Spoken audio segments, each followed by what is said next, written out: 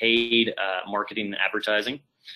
Talk a little bit about how to engage your audience, and then we'll talk about common obstacles that business owners face when trying to engage with social media marketing, tools to help, and some examples of how all of the strategies we talk about today can play into real life organization's performance. And then, like Alex said, at the very end, we'll also answer any questions. So please feel free as I go, if you have questions of anything that I cover that I don't explain in enough detail, feel free to shoot that as a question as well, and I can kind of circle back and cover things in a little bit more detail. So this is Easy Social's mission statement.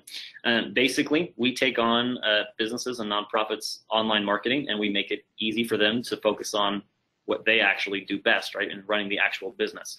Running your Facebook account is not generally what most business owners love about owning a business, and so we like to take that from them and let them focus on what they're really good at. Like Alex said, we started managing accounts in 2014.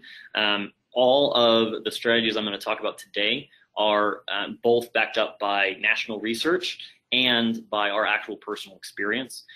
So actually some of the things I'm going to talk about might actually be a little counter against what you might be able to find online if you just Google certain questions, because we've adjusted our strategies based on what we've actually seen perform for our customers.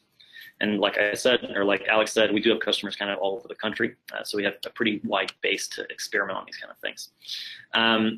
So why your organization actually needs social media. The first big one is that 92% of marketers have seen increased exposure via social, and 80% have had positive results in terms of traffic. The other 20% probably wasn't doing it right. It is not hard to generate good traffic from social if you follow some basic strategies and if you really work at it consistently. The next one is 78% of Americans say that social media impacts their buying decision. If we have some people join us that understand marketing, you'll know that that number is probably a lot higher. If someone says that something impacted their buying decision, there was probably a lot of other marketing material that they saw or that they heard about or that their friends saw and then recommended for them that they never thought of as actually, for instance, social media marketing. That they just kind of went right by and didn't notice. So that number is probably a lot higher. I guess it's more like 84% of Americans actually have social media impact their buying decisions. The next one is 81% of business-to-business decision makers use online communities, forums, blogs, websites to make purchasing decisions. This is really important. A lot of people think that social media matters if it's a business-to-consumer business, but it really doesn't matter if they're selling to other business owners. You couldn't be more wrong. People look at you online, and your social, just like your website, just like any billboards that you buy or your storefront, are a representation of you and your business. And if they do not look good, they can mess up a lot bigger deals. If you miss a business to consumer deal, maybe you lose $10 profit. If you miss a business to business deal, it could be a lot more, right? The last one is 80% right now of Americans have a social media account. So we're going to dive into that actually just a little bit more. So this is kind of a graph covering how many people are using social media in the US, or what percentage of the population are using social media in the US over the last about 10 years. 2018 data isn't out yet. If you look, though, about the last 5 years, it averages out to about 4% increase every single year. I don't think we'll ever reach 100% everyone in the US uses a social media account, but I do think we'll get very, very close. There will always be the holdouts. But my personal estimate is by about, well, in about 10 years, whatever that would be, 2028, I expect it to be about 98, 99% of every person in the US has a social media account and uses it regularly. The next one we're going to talk about, and these cover the actual social media platforms and their total users. As you can see, Facebook is massive, Instagram is huge, Facebook Messenger, which is just a piece of Facebook, is huge. Followed by Twitter, Pinterest, Snapchat, Reddit, Tumblr, WhatsApp. Today, we are only going to talk about Facebook, Instagram, Twitter, and Pinterest. There's a good reason for that. We're not going to talk a lot about Snapchat, and that's because it is actually kind of waning in growth. It was the biggest, hottest thing, and it's kind of slowed down in growth a lot. And the other reason is just simply is not usable very well for businesses. There are certain applications. I've seen certain realtors use it if they have regular investors that regularly buy houses, for instance. But if you're just selling a product, or if you are trying to connect with new businesses, Snapchat is probably not going to be the way to do it, because it's such a closed network. It's really hard to reach new people. Before we go on to the next slide here, I just want to touch on one more point. The top 3 bars there, so Facebook, Instagram, and Facebook Messenger, are all owned by Facebook. Just to give you an idea of how massive an organization Facebook is and how huge an impact they have on our marketing efforts. We're going to talk about this a little bit later too, but that's one of the reasons that it's so important to establish a strong relationship with Facebook's algorithms, demonstrating that you generate interesting content, because if you don't, it can impact you on multiple platforms. Facebook also owns WhatsApp, way down there at the bottom. Tried to buy Snapchat. We'll probably buy Twitter soon. That's kind of what they do. They buy whoever's coming up. So what's the real point of social media? Often when I'm in a room with people, I'll show of hands, who has a Facebook account? Why'd you get it? I'll give you this simple kind of rundown of what generally that results. When we're other business owners, most of them, if they have a Facebook account, they have it because they want to run their business through it, right? Business owners are not the typical type of person in the US, right?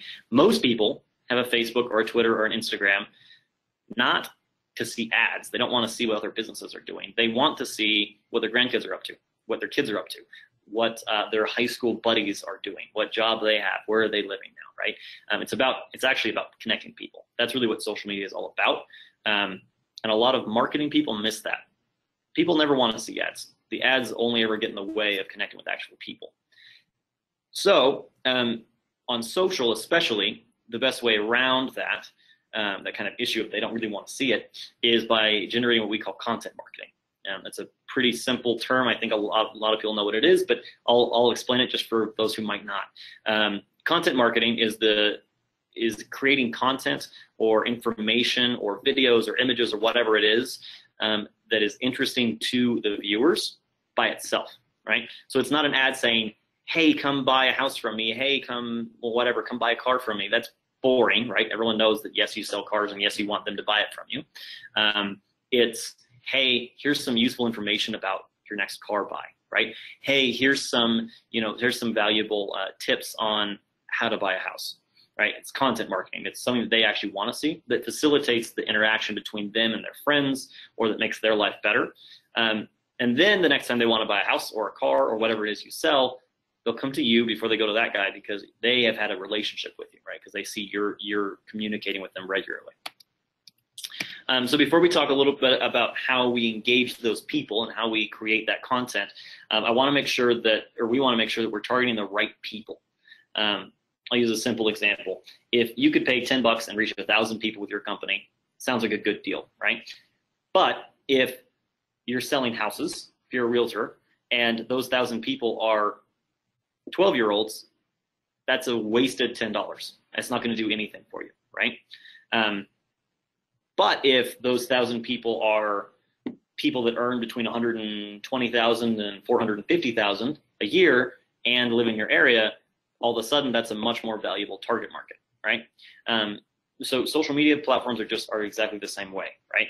Every platform has a different type of people and a different type of conversation, and therefore can be used for different types of businesses. So as we go through these, think about it for your business. What makes sense for you, right? Where are your target customers, right? Are they on Facebook, Twitter, Instagram, wherever they are, right? So first we'll go over Facebook, and I'm not going to go through every single stat on all of these, but Facebook's an important one, so I will kind of go into it in quite a bit of depth. The first one is that 77% of business-to-consumer companies acquire customers through Facebook actively, right? Have a really active campaign and really actually generate business. That number has gone up, actually. That was a 2017 or 2016 number, and that actually is skyrocketing, the number of businesses that are actually engaging, because they're realizing the money they were losing out on. The next point is 1.23 billion users worldwide. That is a massive chunk of the human population of the world. I think there's 6 or 7 billion people in the world right now. That's a sixth of them are just on Facebook, right? And that includes everywhere, all the bits of Africa that don't have Wi-Fi and all the bits of China that are restrictive, and everywhere. It includes everybody. Massive, massive audience for your products. It is the highest average income per capita of any other social media platform. And this often surprises people. Most of the time people think of LinkedIn as being the high income earner kind of social media, but it's not. LinkedIn is where you are if you want to generate new business, if you want to get a job, if you want to hire people, right? But the CEO of the company, the chairman, the person that has all the money that can buy our expensive products or that can, hire our business, doesn't really have a LinkedIn because they don't really care for that stuff. They don't want to get a new job, but they still have grandkids. They still have high school buddies. They still have, whatever, right? They still have personal reasons to be. And so they're on Facebook. It's also the cheapest and most specific advertising method. And we can talk a little bit in detail if anyone wants to schedule. I think Alex already scheduled an app or it's not the link that you can schedule directly with me if you want to schedule a call. We can talk in detail about that. But the targeting of specific audiences is amazing. You can target them based on age, based on demographics, based on interests, based on location, based on income, which way they voted in the last election. It's pretty amazing. It also has the widest population or the widest range of age of any social media. There's a lot of reasons for that. Grandma likes it because she likes to see the grandkids, and grandkids still use it because that's where they get their news from now, right? So the basic takeaway is almost any business probably needs to be on Facebook. Facebook is a really important one for almost any category, especially if you sell high-end products or services, and if you have kind of an older clientele target, Facebook's perfect for you. Twitter is the next one we're going to talk about. And you can see there's a little bit less details on Twitter because Twitter doesn't quite live in analytics as much. It has the highest, your content when you post has the highest possibility of going viral on Facebook versus any other social media. That is because everything is super public on Twitter. Everything is super public on Twitter, and so things go out a lot faster if it's interesting or if it's crazy or enraging or whatever the thing is. It's also very helpful to handle customer complaints because they will tweet at you if they're pissed at you, right? Because they know you can't do anything about it. Like, unfortunately, on Facebook, you can block certain things. You can't do that on Twitter. It's really good for people that want to be engaged politically, for brands that want to be engaged politically. Sure, everyone, when you see Twitter, you cringe a little bit and you think, oh, all of our politics, right? Well, that is probably the biggest use of Twitter is politics. The next is kind of the pop culture, following celebrities and seeing what they're eating for breakfast today, all of that stuff. But so if your brand is really wanting to be political or is in an industry that is political, whether you want it to be or not, a good example would be, what's a good example? Pet care, right? It's not political, but for some reason, no-kill clinics, things like that, that's a political thing versus not, right? Pregnancy care for women, not really a political business, but it's become political, right? So those kind of organizations will do really, really well on Twitter. The rest of us, if we're selling a business-to-business product, probably not so much. We probably want to have a Twitter in case we get angry customers, but we probably don't want to continue on Twitter and like push a lot of business out on Twitter because you're probably not going to get new customers from it. The next one is Instagram. Instagram is probably the most interesting platform in terms of its growth. It is growing very, very fast, and it is very, very different than the rest of the platforms, right? Twitter is basically like Facebook, except the tweets have to be a little bit shorter. Not a big deal. Instagram, though, is totally image and video based, right? So it doesn't have any articles. There's no long form, short form news articles, none of that. It's all images and videos, right? And it's all hashtags. And a lot of people probably already understand hashtags. So I'm sorry if I have to re-explain it, but a lot of people don't really understand how they can be used for businesses. A good example, if you have a product that's durable, say, right? You get a picture with your dog chewing on it, and it's like, wow, it's still alive. What a great product that can survive a puppy, right? So you could attach multiple hashtags to that post. For instance, hashtag puppy, hashtag puppy durable, hashtag puppy destroys, hashtag guilty puppy, all sorts of hashtags that would be associated with that, right? Hashtag cute puppy, all of those hashtags.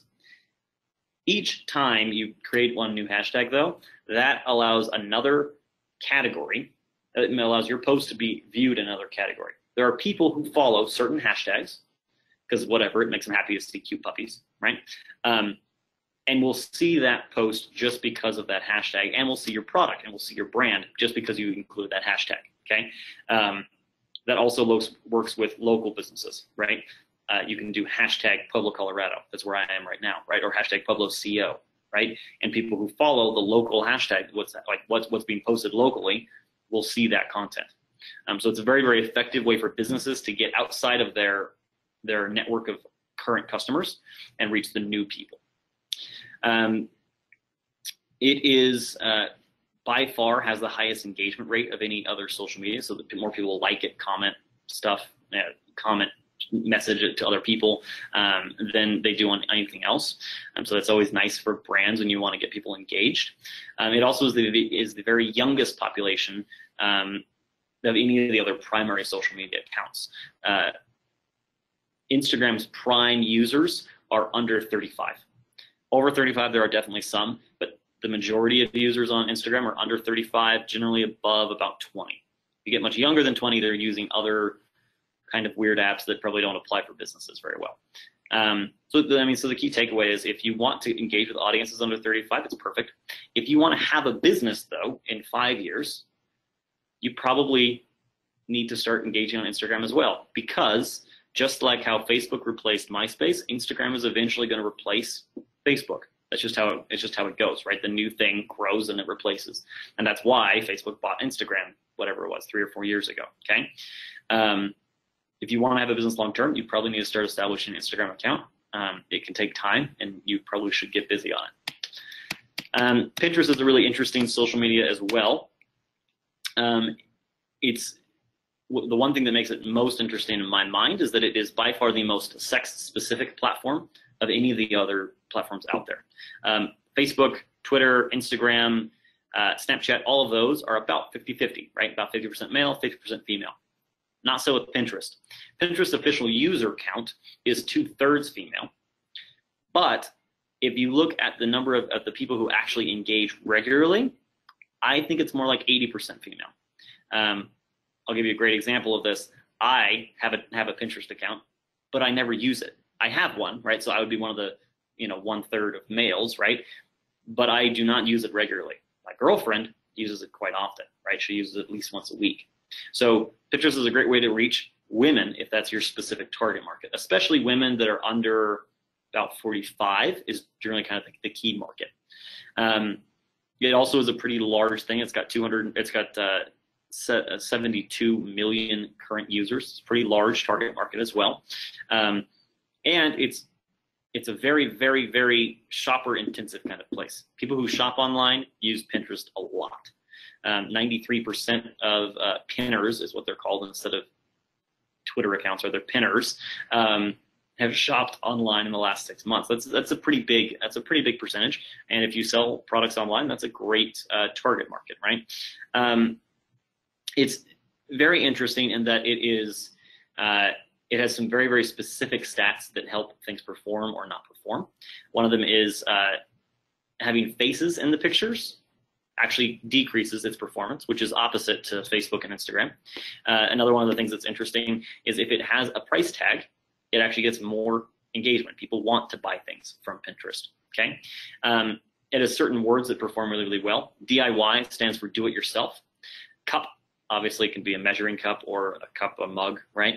And recipe resonate a ton. That's not me saying this. I'm not sexist or anything saying, oh, women love recipes. No, that's the actual algorithm saying that recipes perform better, okay? There's a lot of reasons for this. Pinterest is a really effective way to look for home improvement stuff. It's a really effective way to look for recipes, right? You can go to what they're called boards, is how they categorize things. And you can go to, vegan only. And there's a ton of recipes that you can choose from. And if you like this recipe, you can follow the person that posted it originally. You can see all of her recipes, right? It's a very, very effective way of sorting information. So if your target is for women, if your product is in the kitchen, to do with home improvement or to do with cooking or recipes, Pinterest is by far the best place for you. If you're in a different category, for instance, realtors, it can still be used, right? A realtor can still be telling you some great ways to improve your house value if you're thinking about selling, right? And that's all that content marketing where I keep giving you all this information, eventually when you're ready to sell, you know who to talk to, right? So that's kind of all we'll talk about Pinterest. We could dive into more details, but if we talk details on each of these, we'd be here for hours and hours and hours. So the next thing we're going to talk about is paid versus organic reach. So before I continue, I need to define a term really quickly. Reach is the number of people that have seen a piece of content. All right, so good example. Here's my phone, okay? There are 27 people on the call right now, so I reached 27 people. But if I hold up my phone again, my impressions are now, whatever that is, 54, right? Because now we've all seen it twice and there's 27 of us, so now impressions have doubled. Does that make sense? Regular traditional advertising only measures impressions. Billboards, for instance, will tell you the number of impressions that it's going to receive. It will not tell you the number of individual people that will see it, okay? There's a big, big difference. Reach is, in my opinion, far more valuable, and it's a lot harder to get. So with that kind of defined, now we'll talk about organic versus paid, right? Organic reach on social works basically how we would normally think of when something goes viral, right? I see a picture, I really like it, I give it a like and a comment. Because I comment and I like it, 4 of my friends see it, a couple of them like it, 3 or 4 of them comment on it. Now another 50 friends see it, 20 of them like it. Now that goes to 1,000 people have seen it, and it goes and goes and goes and goes and goes and goes and goes, right? That's how organic works. That's like the typical social media platform, okay? Unfortunately for businesses, this is becoming less and less effective because businesses like Facebook, Instagram, Twitter, etc., are beginning to demand that businesses advertise to reach people, right? So they will downgrade how many people will see that content organically so that you have to pay to get in front of people. It's not a big deal. It's been gradually happening for a very, very long time. But that is kind of an important piece that you should know. Paid advertising on social is really, really effective. Obviously, it costs some, but in general, advertising online and through social is about 1/3 of the cost or less, depending on where you are, what it would cost to advertise in your local newspaper or to advertise on a billboard, okay? Way, way, way, way, way cheaper. It's about 1/10 of the cost when compared to mailers, right? Actual printout handouts, right? So though it does cost a little bit more, it is still incredibly cost effective. You reach so many more people than you would through a traditional ad for the same amount of money. In general, on social, about $5 will reach about 1,000 people. Some ads perform better than others, but we'll talk about that here in a second. So what we recommend to all of the tab owners, but to every one of our clients, is a mix of organic and paid advertising, okay? So what you're looking at here is a Facebook printout. The dark orange is paid advertising. The scale is the dates down here along the bottom, and the number of people reached along the right-hand side, right, the vertical, okay? So this is the client that we started working with. They had an ad. They had a deal, I think it was like 25% off their coffee, okay, that you could buy online. So they did the ad, and they put $50 in ads, and they reached about 4,500 people. Not bad, way better than you'd get via a newspaper. You couldn't even buy an ad for $50 most of the time, okay? But that was it, right? As soon as they stopped the ad, boom, went right back down to 0 people reached, or near 0 people reached, okay? They hired us around the 8th, right there on August 8th, and all of a sudden impressions started going up, engagement started going up because we were posting regular content. It was doing content marketing, not, hey, buy my stuff, but content marketing that, hey, this is interesting, hey, this is funny, hey, here's a cool fact, right, that people wanted to see. So we did that for about a month-ish right there, and then they had another deal. It was literally the same deal, which I wouldn't recommend people doing, but it was literally the same deal, okay, and they posted it, and of course we spread out the advertising over a little bit longer, not just one day like they did, which is what I would suggest for all of you. It makes better use of your ad dollars. And if you bring all that up to the peak, it reached about the same amount of people, about 4,500 people, okay? But the second ad, they paid $25. The first ad, they paid 50, right? So it reached the same amount of people, but it had literally double the impact because they were using actual organic engagement, because they were posting real organic content. All right. So that's what we suggest for all of our clients. We've seen this just repeat itself over and over and over and over and over again. This is one of our first clients, but the last 40 clients, we've seen the same thing. If our organic reach goes up, all of a sudden what we pay goes up too. Or what we pay has more effectiveness, right? So how do we make this content? How do we make it interesting? How do we make people engage with it and like it and comment and share and do all that stuff? Well, it's actually fairly simple.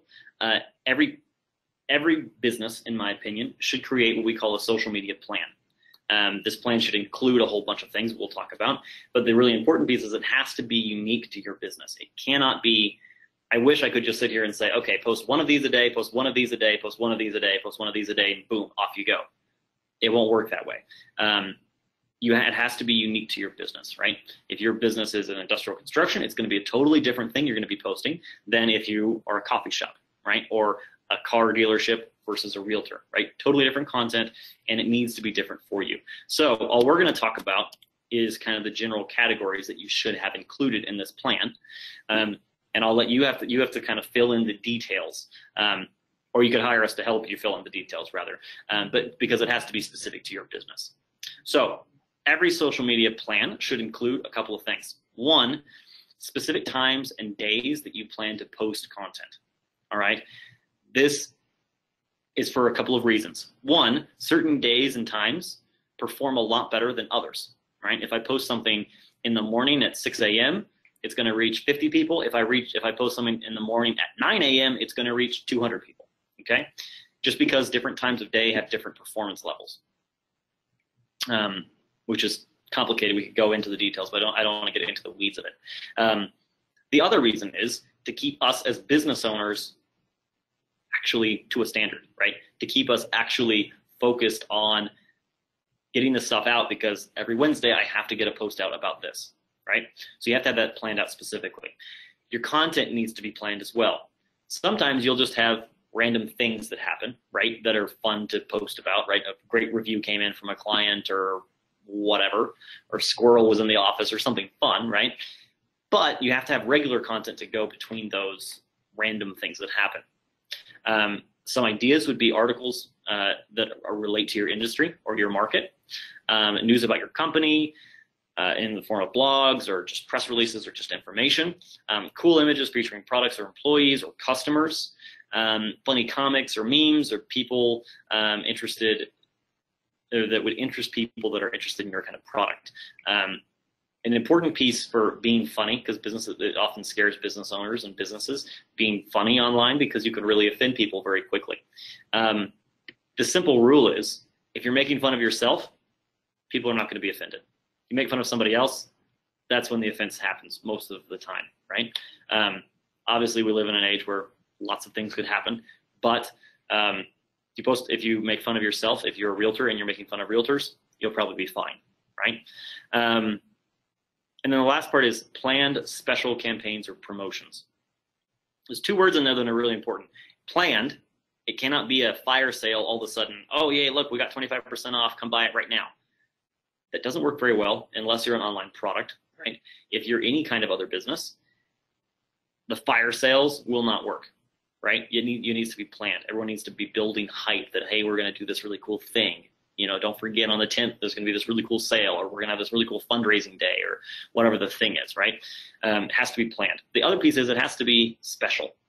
If you do every Tuesday is Cheap Tuesdays at your business, then every Tuesday is just a Cheap Tuesday, and it's not news, it's not interesting, people are not going to tune in for it, and people are just going to not buy anything until it's Tuesday because they can get it for cheaper, okay?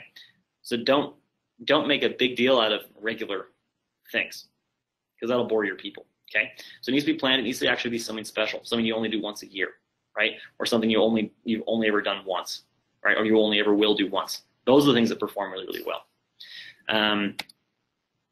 That's all we're going to talk about social media plans. And sorry, I can't go into a ton of detail, but it has to be unique to to your individual business. So that's all we're going to talk about. We'll kind of just leave it there. The next section is common obstacles that business owners face. The first one is obviously time. How on earth do you make time to do this while you're running a business and you're filling orders and you're doing everything else? That is obviously one of the biggest issues for business owners and people that are, and marketing directors, right? Technical expertise. None of this stuff is super, super hard to do, but it does take time to learn, and it does take some mistakes along the way. So technical expertise can play into it. Ideas. So as a team, there's 9 of us on our team now, and we actually switch accounts between different team members on a fairly regular basis so that we keep getting fresh ideas, right? So we will sit down and we'll talk about, X client. What are we going to talk about this month? We've done all the funny memes. We've done all the community news. Nothing's happening this next month. What are we going to talk about, right? Teamwork helps that a lot, but it's probably the hardest piece. So here's some tools, just some quick tips that I've put together that we use at Easy Social to help kind of overcome those obstacles. Sprout Social is a scheduling app. It really helps on time. It allows you as a business owner to sit down and work on your social for 2 or 3 hours at once, and then not have to worry about it for the rest of the week, except for managing, responding to messages and comments and stuff as they come in. But you don't have to worry about posting stuff because you can schedule these things out, right? You can schedule out, I'm going to post this on Tuesday, this on Wednesday, this on Thursday, right?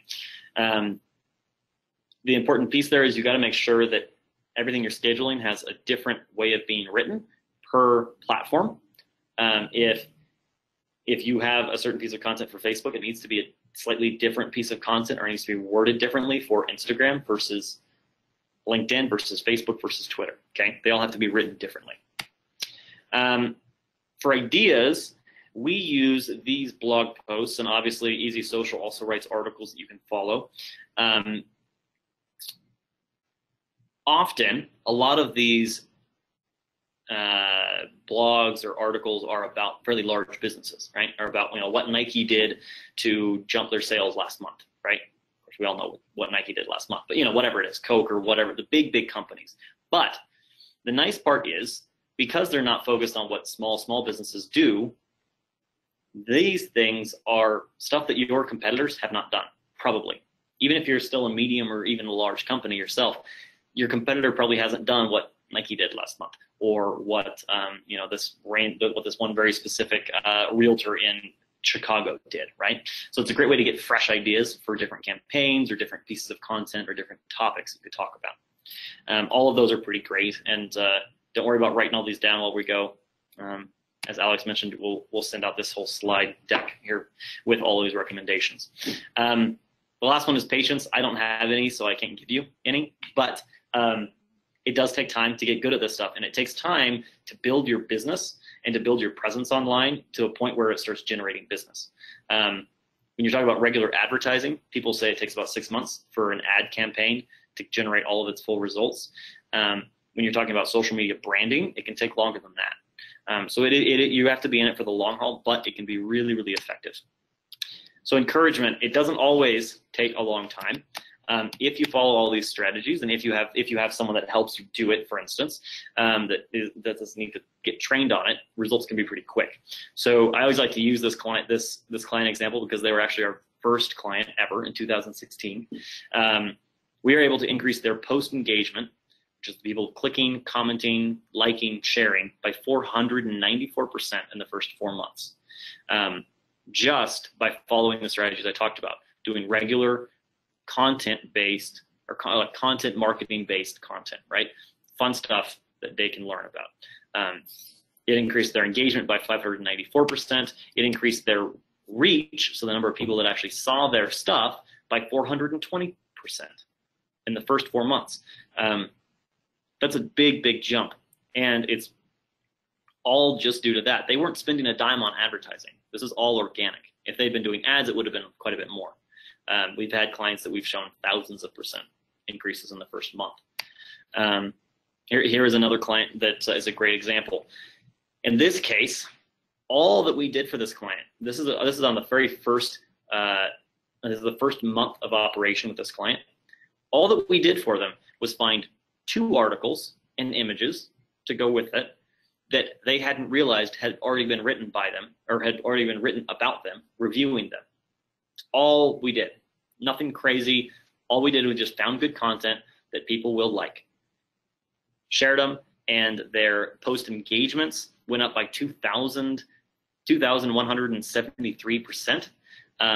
Their page likes jumped up 300 and some percent. They started out with a very small page, so their page likes didn't jump. They only jumped by 33, but that's still a big percentage jump because they only had like 50 followers before us. Their reach, which I love this number. Their reach went up by 5,330% in 1 month. It's the number of people that actually saw their information, right? And it generated actual business in the door in 1 month.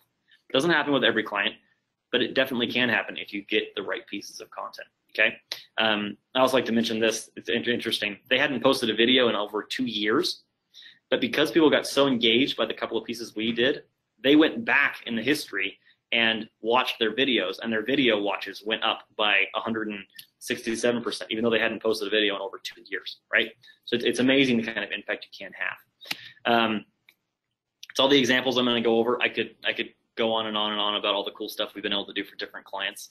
But I want to make sure that before we kind of pass it back over to Alex for questions, and hopefully answers if I have them, I want to make sure I offer to everyone on this call, or everyone on this webinar, and anyone that's watching this after the fact, we are happy to offer a free hour of consulting to any TAB member. We love working with our TAB members. We've had great experience. I've worked with 5 other of my local TAB members here in Southern Colorado, and I've loved every second of it. They're great people to work with, so we're happy to offer this to all of you. You can take advantage of that by emailing me. My contact information is on there, or by scheduling directly with me on the link that we shared in this group, and I think it will also be online when it's live. So enough of me just talking. Alex, do we have questions and answers we can do, hopefully? Hi, Tim. Yes, thank you so much. That was very interesting, and I think very informative to all the people watching. I know when we go over social media with the franchisees, we work a lot in LinkedIn. So I think it's good for everybody to see a little bit of the other social media platforms as well. Absolutely. So we did get a couple of questions that came in. The first one asks, how do you go about actually writing a strategic plan and implementing it? Yeah, and that's perfect. Let me actually go back to that slide so we can have it in front of us as well. So your strategic marketing plan should include more than just your social media plan. It should include whatever you're currently doing as well, right? So if you currently have a website up that's also generating leads, and if you currently have heaven forbid, a billboard campaign that you're also paying for, right? It should include all of those things, and it should include ways to track each piece, right? You should be able to track what business is coming to us via our social campaign, what's coming to us via website leads, what's coming to us via, billboard leads, okay? If you can track that, that's best, because then you can decide what you should and shouldn't spend your money on. I always encourage our clients to do that because we always generate a little bit more revenue than the traditional ads anyway.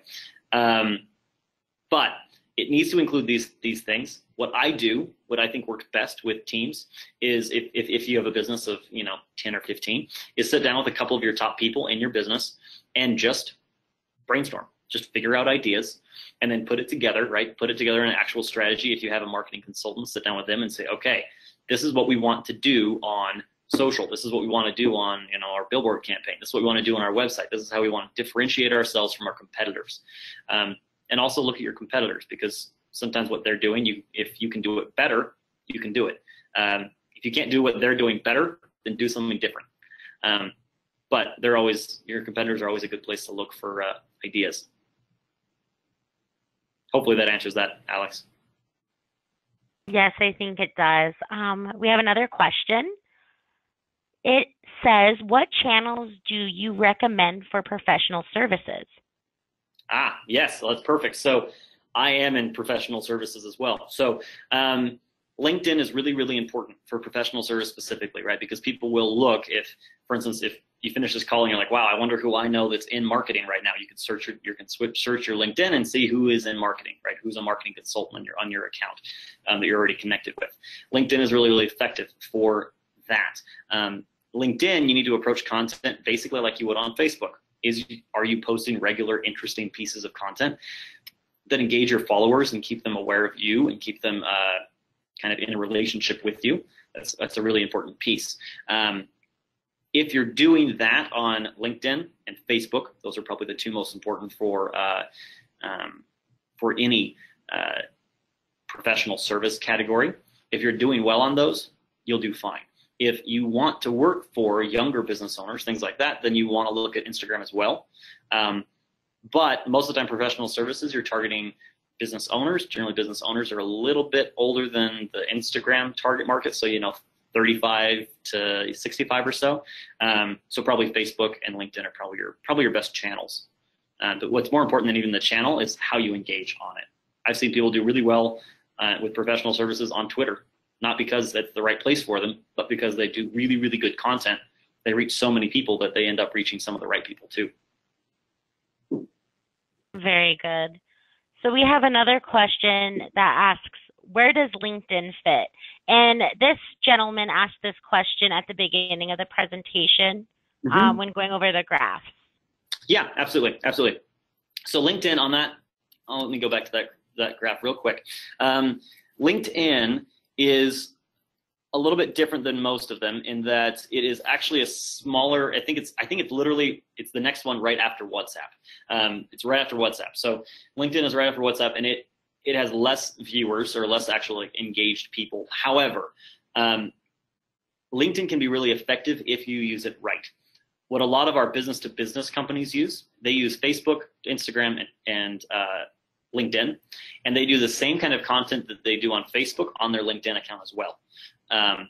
Because most of the time it's a similar audience in terms of age, in terms of kind of what they like and what works. It's a very similar audience, so you can use for both of them.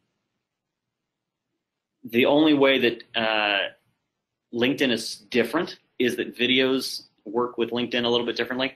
On Facebook, videos are awesome. On LinkedIn, videos are still kind of not super great. They don't work very well for content, but they still can be really valuable.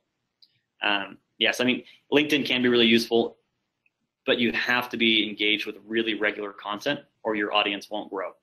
And even the most engaged businesses that I've seen have, maybe a couple hundred followers on LinkedIn and several thousand followers on Facebook. Which is why we didn't talk about it a ton today, because it doesn't engage people as well.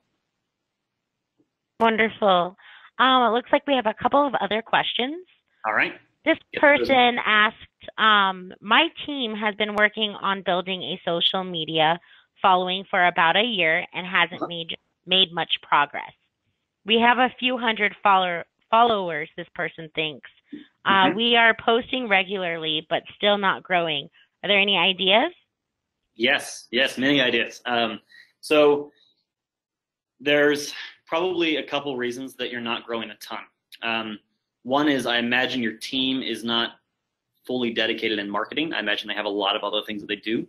That's how we work with most small businesses. That's often why people hire us, because this is all we do, right? So you can hire us for a little bit of time where you couldn't hire a full team internally, right? So I imagine that's part of the issue, is that they can't focus just on social.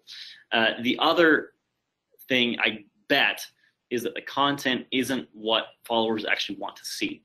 And this is probably one of the hardest parts to get around. I don't want to spend a ton of time on this question, but what we want to see as a business owner, right? What we think our clients should want to see is not often what they do want to see, okay? If, for instance, I personally think that people should want to see Facebook, or should want to see what Easy Social thinks about Facebook's new ad algorithm, right? But most people in this conversation, for instance, right, the people that would be my customers, don't even know what Facebook's ad algorithm was in the first place, so why do they care about the change, okay? It's a really important difference, right? You got to make sure that your content is what the people that are following you actually want to see, and not just what you think they might want to see. The best way to figure that out is just to test a whole bunch of different pieces of content. Try some funny stuff, try some serious stuff, try some stat stuff, try some infographics. Videos perform way better than anything else. We have a video team internally because it's so important. And videos perform way, way, way, way better, and they generate a lot more engagement and a lot more followers.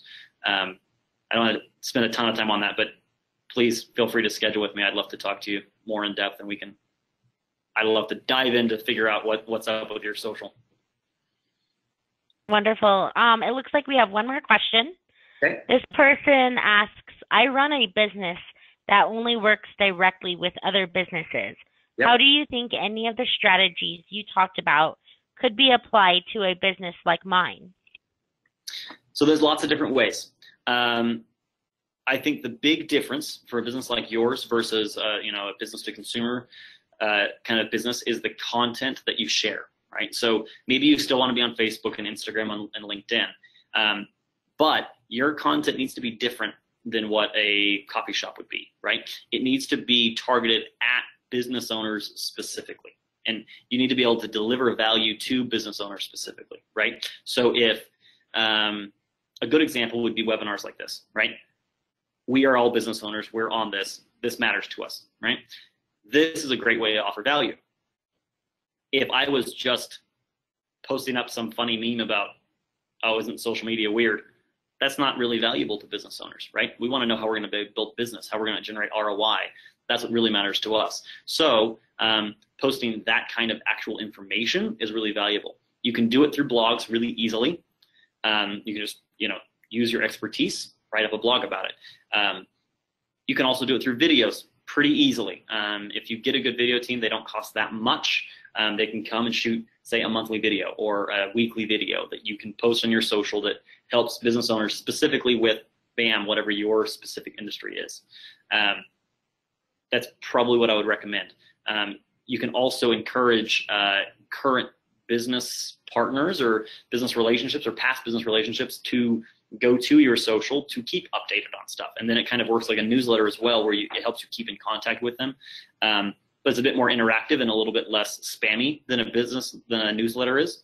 Because a lot of the time people don't want to receive a business letter, right? But if they're already on Facebook, they don't mind seeing a video from you. Hopefully that kind of answers that one. Yes, I think it definitely did. This would be a good time, if you don't mind, Tim, to put up that slide with your contact information. Yep, absolutely. Wonderful. Yep. And for all of our attendees, this is a good time to go ahead and just jot down Tim's contact information if you're interested in asking some more questions or interested in that free consultation he's offering.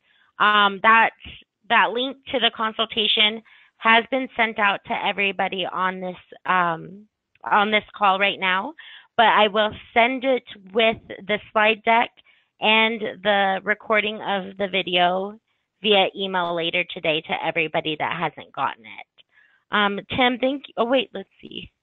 Oh, and somebody just said they can take a screenshot too, and that's a good idea. They can go ahead and take a screenshot of Tim's contact information. Very true. And Tim, thank you so much for joining us today. That was so interesting. I really enjoyed it because I'm in marketing. I love seeing that kind of stuff. Yeah. So, and I think a lot of our attendees probably got a lot out of this as well. So everybody, you can check out all of our previous BOSS webinars on demand by visiting our website and clicking on webinars. Make sure to join us on November 6th for Building a High-Performance Sales Team, The Power of a Sales Playbook. Thank you, everyone, for joining us today, and I hope everyone has a wonderful rest of their day.